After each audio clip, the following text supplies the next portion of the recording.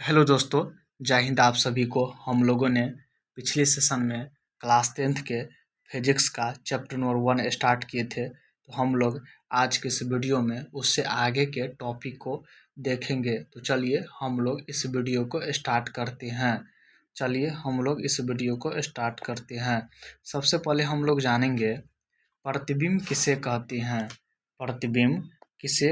हैं। तो चलिए हम लोग सबसे पहले जानते हैं प्रतिबिंब क्या होता है। तो प्रतिबिंब क्या होता है?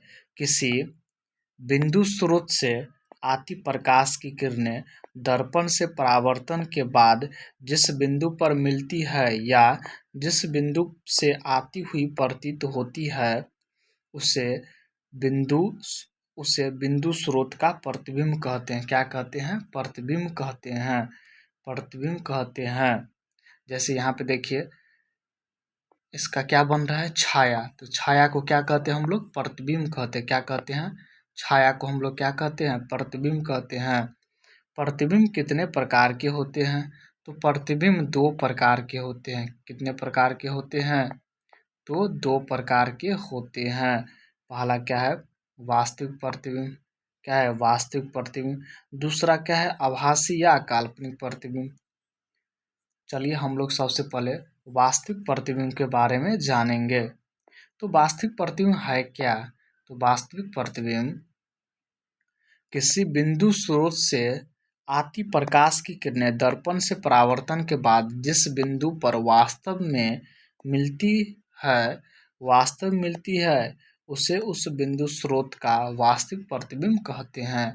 क्या कहते हैं? वास्तविक प्रतिबिंब कहते हैं। वास्तविक प्रतिबिंब पर्दे पर प्राप्त किया जा सकता है। वास्तविक प्रतिबिंब हम किसे प्राप्त कर सकते हैं? तो पर्दे पर प्राप्त कर सकते हैं। वास्तविक प्रतिबिंब वस्तु की अपेक्षा हमेशा क्या होता है? तो उल्टा होता है। हमेशा क्या होता है? उल्टा होता है। तो वास्तविक प्रतिबिंब को हम लोग पर्दे पर प्राप्त कर सकते हैं। वास्तविक प्रतिबिंब हमेशा क्या होता है? उल्टा होता है। क्या होता है? उल्टा होता है। वास्तविक प्रतिबिंब को हम लोग किस पे प्राप्त कर सकते हैं? तो पर्दे पर प्राप्त कर सकते हैं। किस पे कर सकते हैं? पर्दे पर प्राप्त कर सकते हैं। हमेशा यह क्या बनाता है? उल्टा प्रतिबिंब बनाता है। क्या बनाता है? उल्टा प्रतिबिंब बनाता है। चलिए हम लोग आगे चलते हैं। आगे हम लोग जानेंगे आभासी या काल्पनिक प्रतिबिंब क्या है। आभासी या काल्पनिक प्रतिबिंब क्या है? तो चलिए हम लोग जानते हैं। किसी बिंदु स्रोत से आती प्रकाश की किरणें परावर्तन के बाद जिस बिंदु से आती हुई प्रतीत होती है उसे उस बिंदु स्रोत का आभासी प्रतिबिंब कहते हैं। आभासी प्रतिबिंब किसे कहते हैं? किसी बिंदु स्रोत से आती प्रकाश की किरणें परावर्तन के बाद जिस बिंदु से आती हुई प्रतीत होती है उसे उस बिंदु स्रोत का आभासी प्रतिबिंब कहते हैं। चलिए हम लोग आगे देखते हैं। आभासी प्रतिबिंब को पर्दे पर प्राप्त नहीं किया जा सकता है।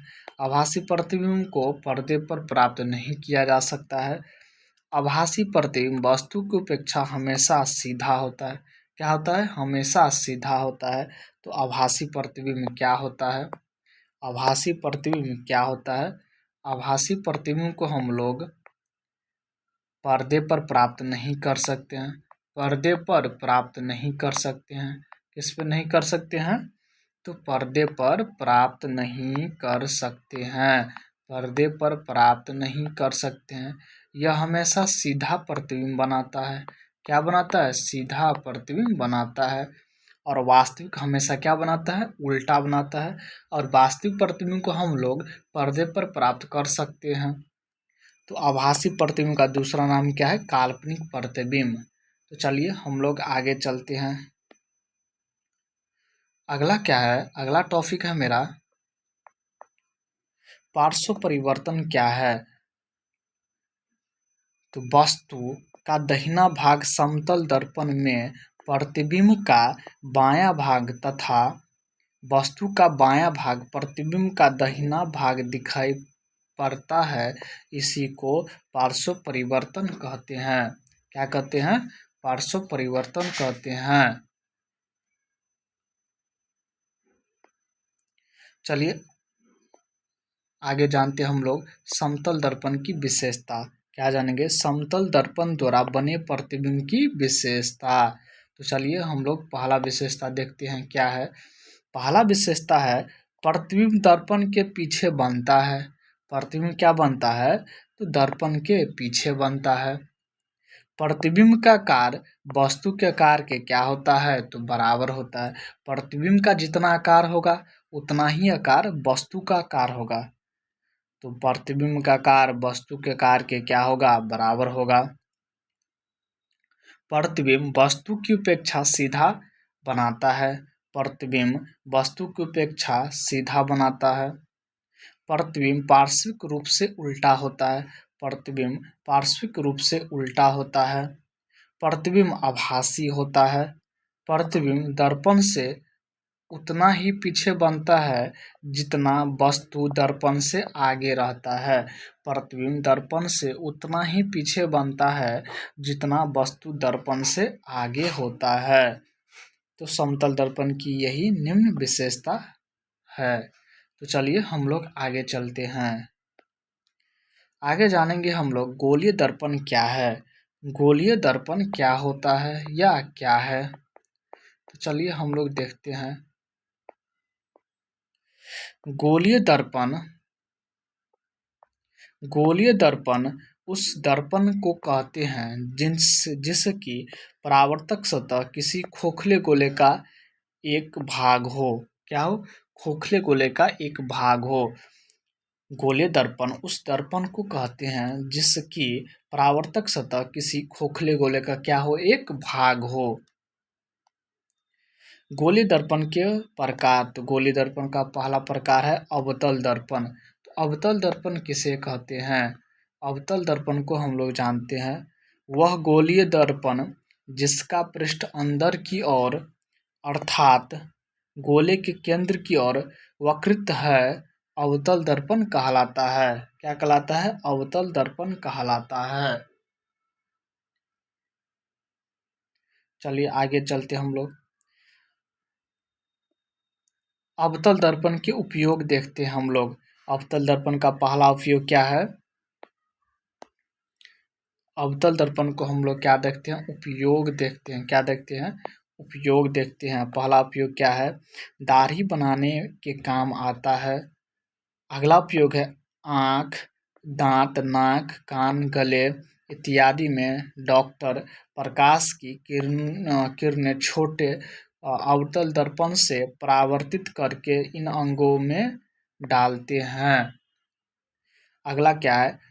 टेबल लैंप में इसका उपयोग किया जाता है। अगला पॉइंट है मोटर कारों, रेल इंजन में तथा सर्च लाइट के लैंप के परावर्तक के रूप में उपयोग किया जाता है। चलिए आगे चलते हम लोग। अगला क्या है? उत्तल दर्पण। क्या है? उत्तल दर्पण क्या है होता है? उत्तल दर्पण के बारे में हम लोग जानेंगे। क्या जानेंगे? उत्तल दर्पण के बारे में हम लोग जानेंगे। चलिए हम लोग देखते हैं। वह गोलीय दर्पण जिसका परावर्तक पृष्ठ बाहर की ओर वक्रित है उत्तल दर्पण कहलाता है। क्या कहलाता है? उत्तल दर्पण कहलाता है। तो देखते हैं हम लोग उत्तल दर्पण की विशेषता क्या है। उत्तल दर्पण की हम लोग क्या देखते हैं? विशेषता क्या होता है? तो उत्तल दर्पण की विशेषता क्या होता है? तो पहला विशेषता क्या है? मोटर कारों में ड्राइवर की सीट के पास लगा होता है। इसमें ड्राइवर पीछे से आने वाले व्यक्तियों व गाड़ियों के प्रतिबिंब देख सकता है। क्या देख सकता है? पीछे आने वाले व्यक्तियों और गाड़ियों की प्रतिबिंब देख सकता है। कांच के टुकड़े की बाहरी सतह को कांच के टुकड़े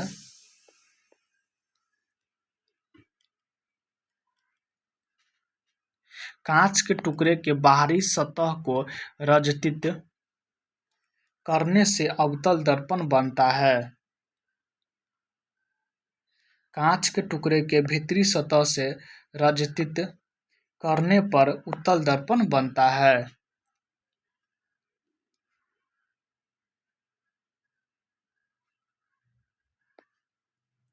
चलिए हम लोग जानते हैं गोलीय दर्पण से संबंधित विभिन्न पद।